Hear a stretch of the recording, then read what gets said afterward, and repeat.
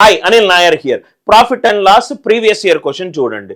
A shopkeeper sells rice at the rate of 44 per kg.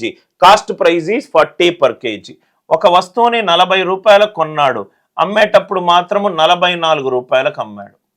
ఇక్కడ ఒక లాభం వచ్చింది. దాని తర్వాత ఏం చేశాడు, ఒక లాభంతో సరిపెట్టుకోకుండా మళ్ళీ ఏం చేశాడు, రైస్ అమ్మేటప్పుడు ఒక ఫాల్టీ బ్యాలెన్స్ యూజ్ చేశాడు. కస్టమర్కి ఏమో 1000 grams అని చూపెడుతుంది, కస్టమర్కి ఏమో 1000 grams అని చూపెడుతుంది. కానీ లెఫ్ట్ సైడ్ అతను ఒక వెయింగ్ బ్యాలెన్స్లో సంపాదించడానికి 200 grams తీసేసి 800 grams లెఫ్ట్ సైడ్ పెట్టాడు. లెఫ్ట్ సైడ్ 800 పెట్టాడు, కానీ రైట్ సైడ్ అది ఎక్కువ చూపెడుతుంది 1000.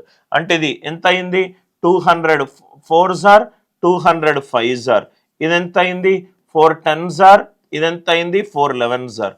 10 4s are 40, 5 11s are 55. 40 కాస్త 55 అయింది, అంటే 15 పెరిగింది. దేని మీద, 40 మీద. 5 3s are 15, 5 8s are 40. 3/8 అంటే ఎంత, 37.5%.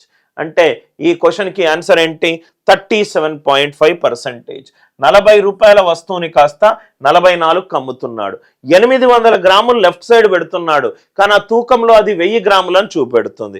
800 కాస్త తూకం అని చూపెడుతుంది. ఇది 4, ఇది 5. 10 4s are 40, 11 5s are 55.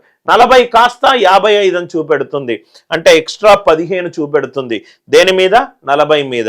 3/8 అంటే 37.5%.